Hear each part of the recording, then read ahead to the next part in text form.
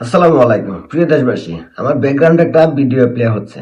সেই ভিডিওতে একজন নারীকে 10-15 জন জুলাই যোদ্ধা মিলে আক্রমণ চালাইছে। তাকে ভীষণভাবে অশ্লীল ভাষা গালাগালি করতেছে এবং তার উপরে হামলা চালাইছে। তাকে দর্শন করার চেষ্টা করতেছে এই জুলাই যোদ্ধারা। ওই নারীর নাম শান্তা ফারজানা। উনি বিভিন্ন বিষয় নিয়ে কথা বলেন, সোশ্যাল মিডিয়াতে সৌরভ সত্য কথা বলেন।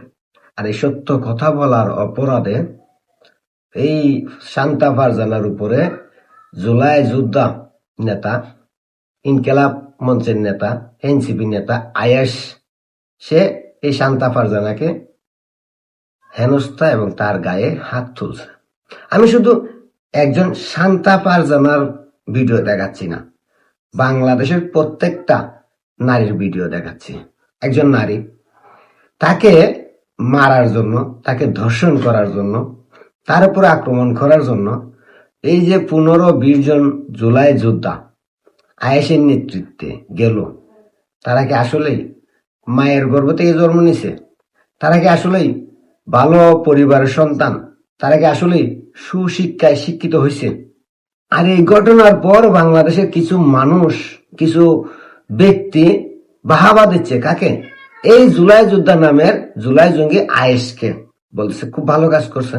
আমি আজকে তাদের কাছে প্রশ্ন করতে চাই, এই শান্তা ফারজানার জায়গায় যদি তোমার মা হতো, তোমার বোন হতো, তোমার আত্মীয় স্বজন হতো, তখন কি তুমি বাহাবা দিতা? তখন কি তুমি বলতা আয়েশ ঠিক কাজ করছো, 15-20 জন নিয়ে একটা নারীর গায়ে হাত তুলছো, একজন নারীকে গালাগালি করছো, তুমি বীর পুরুষ বলে বলতা?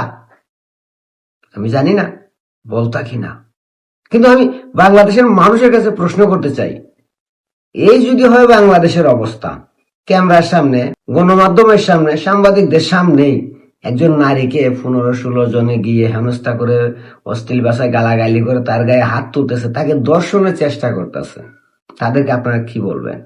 আজকে আমাদের দেশের সুশীল সমাজ চুপ কেন? সুশীল সমাজ চোখে কি কালো চশমা? কালো চশমা পড়লেও তো দেখা যায়। আজকে সুশীল সমাজ কথা বলে না, আমাদের জ্ঞানী গুণীরা কথা বলে না। কেন বলে না? ভয় পান এই জঙ্গিদের, ভয় পান এই জুলাই সন্ত্রাসীদের, ভয় পান এই সংঘবদ্ধ একটা চক্র যারা জুলাইয়ের নামে বিভিন্ন ভাষায় আক্রমণ চালায়, বিভিন্ন জায়গায় মব চালায়, নারীদের উপর আক্রমণ চালায়, পুরুষের উপর আক্রমণ চালায়, মানে মবের রাজ্য কায়েম করতেছে। সেই মববাজ জুলাইয়ের নামে সন্ত্রাসী জুলাই জঙ্গিদের ভয় পান সুশীল সমাজ বুদ্ধিজীবীরা, যারা আমাদেরকে সুশীলতা শিখান, বিভিন্ন ধরনের বুদ্ধি দেন, পরামর্শ দেন, ভালো ভালো কথা বলেন। আপনারা ভয় পান এই জুলাই জঙ্গিদের বিরুদ্ধে কথা বলতে? একজন শান্তা ফারজানা আজকে নির্যাতনের শিকার হয়েছে, আগামীকাল আপনি হবেন। কারণ এরা এমন এক সংগঠন, এমন এক চক্র, এমন এক গোষ্ঠী, যাদের বিরুদ্ধে যখনই কথা বলবেন, যেই কথা বলবেন, তার গায়ে আক্রমণ হবে। আজকে শান্তা ফারজানার উপরে আক্রমণ হয়েছে, আপনারা চুপ করে বসে আছেন? আমি গ্যারান্টি দিলাম, 100% গ্যারান্টি দিলাম, আগামীকাল আপনি এদের আক্রমণের শিকার হবেন, হবেন 100% গ্যারান্টি দিলাম। আর যারা এই আয়েশকে বাহাবা দিচ্ছেন, তোমাদের জন্য বলি, তোমাদেরও এই অবস্থাই হবে।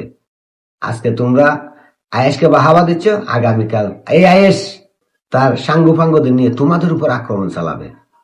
যখনই তুমি এদের কুকর্মের বিরুদ্ধে কথা বলবা, তখনই তোমার গায়ে আক্রমণ চালাবে। আমি গ্যারান্টি দিলাম, লিখিত দিতে পারি। এই ঘটনা যদি বিএনপির কোন নেতা করত, তাহলে আমার মনে হয় আজকে সুশীল সমাজ বুদ্ধিজীবীদের একদম গোপন অঙ্গ দাঁড়ায় যাইতো ভাই কথা বলার জন্য।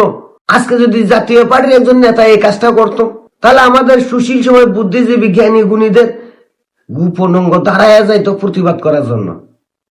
কিন্তু আজকে জুলাই যোদ্ধা নামের জুলাই জঙ্গি আয়েশ করছে, এই জন্য আমাদের বুদ্ধিজীবীদের লিঙ্গ দাঁড়ায় না, তাদের প্রতিবাদী ভাষা দাঁড়ায় না, তাদের আকাশ কাঁপে না, বাতাস কাঁপে না, অভিশাপ লাগে না। কেন লাগে না? বুদ্ধিজীবীরা, জ্ঞানী গুণীরা, এগুলো অন্যায় না, এগুলো অন্যায় হচ্ছে না, চুপ থাকেন। তবে হ্যাঁ, মনে রাখেন, একদিন সময় আসবে যখন আপনারাই এই মহব্বাজদের হাতের হেনস্থার শিকার হবেন, লাঞ্ছনার শিকার হবেন, হামলার শিকার হবেন। এই ঘটনা যদি আওয়ামী লীগের কোন লোক করত, তাহলে সুশীলদের দ্বন্দ্ব দাঁড়াইয়া যাইত, বিএনপির কোন লোক করতো, তাহলে আজকে সুশীল সমাজের দ্বন্দ্ব দাঁড়াইয়া প্রতিবাদ কইরা করে ফাড়াইয়া লাইতো। কিন্তু করছে একজন জুলাই যোদ্ধা। তাই কথা বলেন না, অপেক্ষা করেন, এই জুলাই যোদ্ধারাই আপনাদের দ্বন্দ্ব কাইঠে নিবে। কারণ এরা ভালো পরিবারের সন্তান নয়, ভালো কাজ এরা করতে শিখে নাই, এরা সবসময় ধ্বংস করতে শিখছে। আর সেই ধ্বংসের তার প্রান্তে বাংলাদেশ। আর এই বাংলাদেশ ধ্বংস হওয়ার আগে আমাদের এই যে সুশীল বুদ্ধিজীবী জ্ঞানী গুণীরা আছেন, আপনারা ধ্বংস হবেন।